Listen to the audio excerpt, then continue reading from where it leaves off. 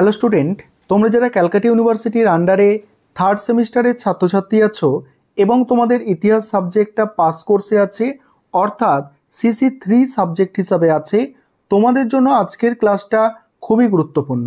আজকের ক্লাসে তোমাদের একটি গুরুত্বপূর্ণ বড় প্রশ্নের উত্তর নিয়ে আলোচনা করব। প্রশ্নটা আছে মৌর্য সাম্রাজ্যের পতনের কারণগুলি আলোচনা করো। এই প্রশ্নটা তোমাদের 10 নম্বর এবং 20 নম্বর অতি অবশ্যই তোমরা পরীক্ষায় কমন পাবে, হয় 10-এ আসবে নয়তো 20-তে আসবে। তবে এই প্রশ্নটা তোমাদের জন্য খুবই গুরুত্বপূর্ণ একটা প্রশ্ন, ভালো করে তোমরা অ্যান্সারটা দেখে নাও।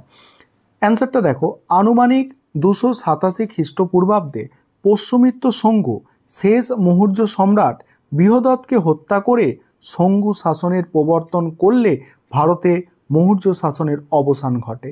ঐতিহাসিকরা ভারতে প্রথম বৃহত্তম মৌর্য সাম্রাজ্যের পতনের কারণগুলিকে নানা দৃষ্টিকোণ থেকে ব্যাখ্যা করেছেন, যা হবে যা নিম্নলিখিতভাবে আলোচনা করা যায়।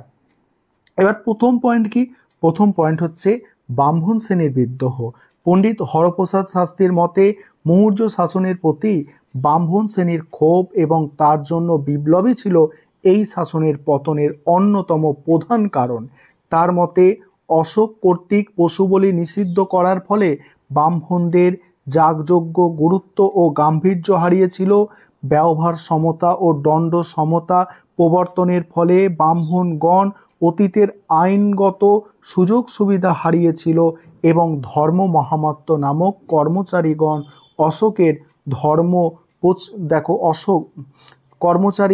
অশোকের ধর্ম প্রচার করে ব্রাহ্মণ্য ধর্মের প্রভাব প্রতিপত্তি হ্রাস করেছিল। তাই ব্রাহ্মণগণ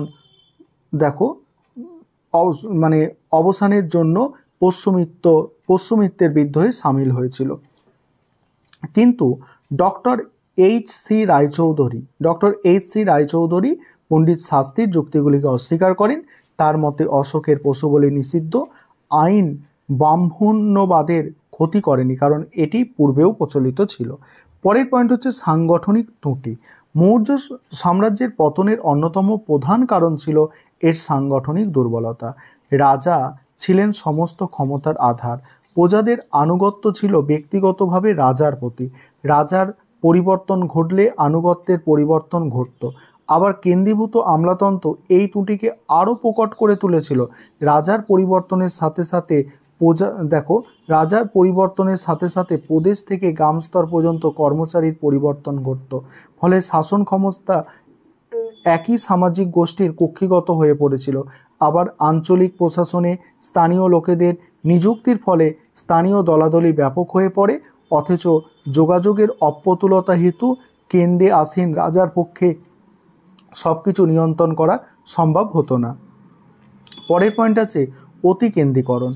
রমিলা থাপর মনে করেন যে মৌর্য শাসন ব্যবস্থায় অতি কেন্দ্রীকরণ মৌর্য সাম্রাজ্যের ভিতকে সুদৃঢ় হতে দেয়নি। রাজা এক অতি উচ্চ আসন থেকে তার চূড়ান্ত কর্তৃত্ব ভোগ করতেন। প্রজা সাধারণের ইচ্ছা অনিচ্ছার কোনো স্থান মৌর্য রাজনীতিতে ছিল না। পরের পয়েন্ট দেখে নাও। পরের পয়েন্ট অর্থাৎ 4 নম্বর পয়েন্ট আছে আমত্তদের অত্যাচার। মৌর্য সাম্রাজ্যের পতনের জন্য প্রদেশগুলির আমত্তদের অত্যাচার বহুলাংশে দায়ী ছিল। ডক্টর রায়চৌধুরীর মতে দূরবর্তী প্রদেশসমূহের আমত্তদের অত্যাচারে বিন্দুসার ও অশোকের আমলে তক্ষশিলায় দুবার বিদ্রোহ ঘটেছিল। আমত্তদের এই অত্যাচারের কাহিনী অশোকের কলিঙ্গ লেখতে সমর্থিত হয়েছে। এই অত্যাচার কলিঙ্গ ও উজ্জয়িনীতেও বিস্তৃত হয়েছিল। এইরূপ কুশাসনে ফলে মৌর্য শাসনের প্রতি সাধারণ মানুষের আনুগত্য হ্রাস পেয়েছিল। পরের পয়েন্ট হচ্ছে অর্থনৈতিক দুরবস্থা। অর্থনৈতিক অবস্থার অবনতি মৌর্য শাসনের পতনকে ত্বরান্বিত করেছিল বলে অনেকে মনে করেন। ডিডি কোসাম্বি ও রমিলা থাপর প্রমুখের মতে বিরাট সেনাবাহিনী, বহু সংখ্যক কর্মচারী ও নিত্য নতুন অঞ্চলে শাসন বিস্তারের ফলে মৌর্য রাজকোষের ওপর ভীষণ চাপ পড়েছিল। এর জন্য গণিকাদের ওপরেও কর চাপাতে হয়েছিল। তাছাড়া ওই সময়কার মুদ্রায় খাদের পরিমাণ বৃদ্ধিও ভেঙে পড়া অর্থব্যবস্থার প্রমাণ বহন করে। পরের পয়েন্ট হচ্ছে জাতি বিদ্রোহ।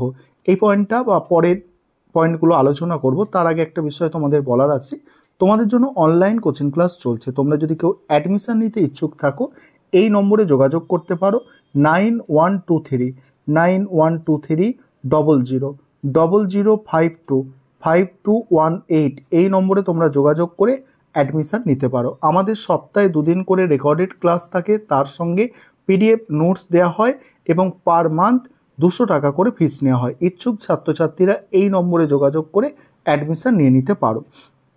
পরের পয়েন্ট যেটা ছিল যে জাতি বিদ্রোহ, এখানে কি বলা হচ্ছে দেখো, স্বশাসিত জাতিগুলি স্বাধীনতার আকাঙ্ক্ষা মৌর্য সাম্রাজ্যে ভাঙন এনেছিল। অন্ধ্র, পুলিন্দ, কম্বোজ, কেরলপুত্র, ভোজ, চোল প্রভৃতি জাতির স্বতন্ত্র সার্বভৌম ক্ষমতা সরকারিভাবে স্বীকৃত ছিল।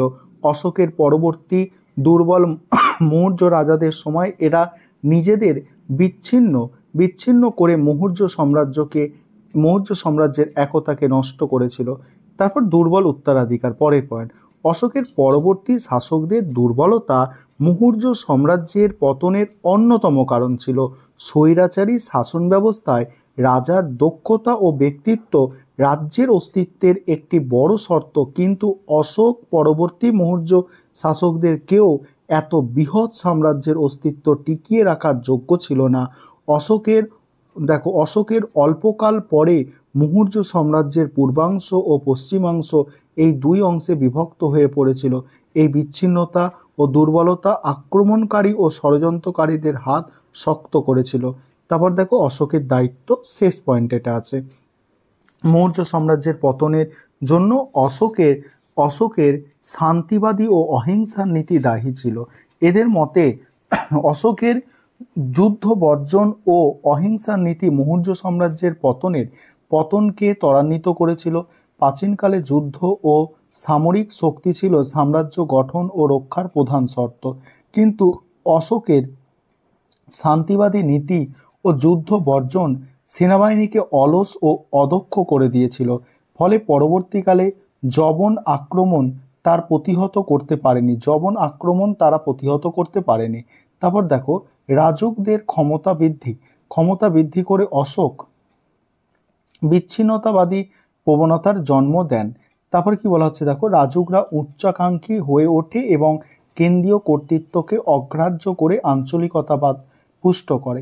অধ্যাপক নীলকণ্ঠ শাস্ত্রী, রমিলা থাপর প্রমুখ অশোকের বিরুদ্ধে তোলা অভিযোগগুলিকে মানতে অস্বীকার করেছেন। শাস্ত্রীর মতে কেবল যুদ্ধ করলেই একটি রাষ্ট্র শক্তিশালী হয় না, তাহলে ঔরঙ্গজেব সারা জীবন যুদ্ধ করেও মুঘলদের পতন রোধ করতে পারলেন না কেন? তবে অশোকের ভ্রান্ত অর্থনীতি সাম্রাজ্যের রাজনৈতিক ভিতকে দুর্বল করে দিয়ে পরোক্ষ পতনকে সাহায্য করেছিল। কলিঙ্গ যুদ্ধের পর তিনি যুদ্ধযাত্রা বর্জন করেও সেনাবাহিনীর সংখ্যা হ্রাস করেননি, ফলে অকারণে বহু অর্থ অপচয় হতো। এই জন্য অশোকের দায়িত্বকে অস্বীকার করা যায় না। এই ছিল তোমাদের আজকের ক্লাস।